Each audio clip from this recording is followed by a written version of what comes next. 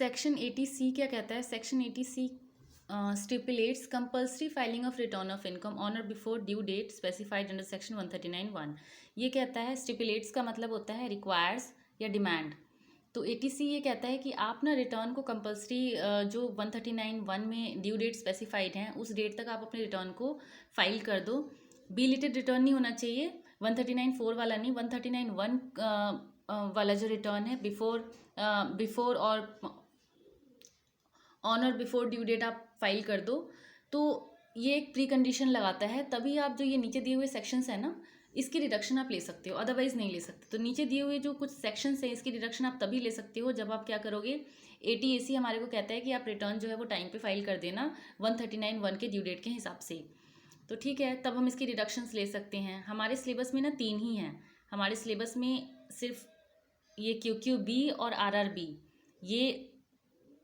ये 2 ही दे रखे हैं। यहाँ पे ये 2 हैं और एक और है हमारे सिलेबस में 80JJA।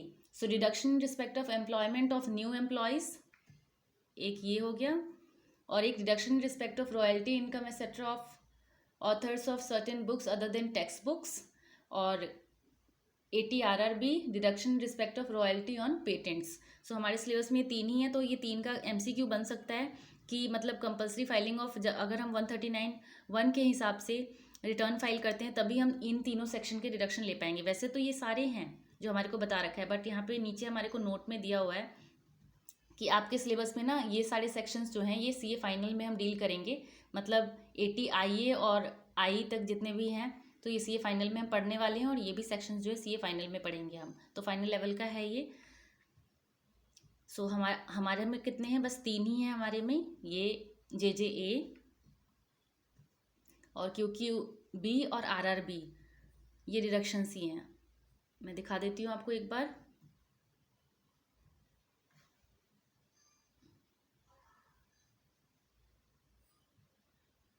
ये देखिए यहाँ पे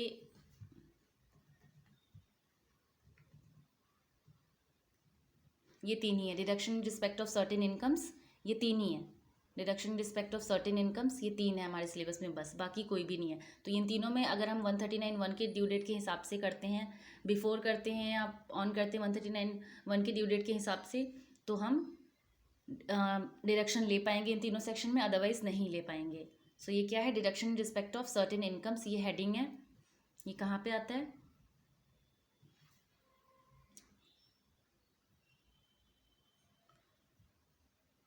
हाँ, सो ये हमारा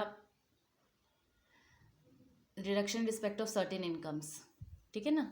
ये chapter 6A under heading C के अंदर आता है। तो ये deduction respect of certain incomes है।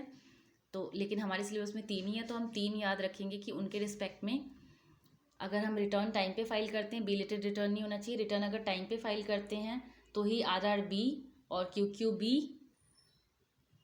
और JJA इनकी डिडक्शन हम क्लेम कर सकते हैं।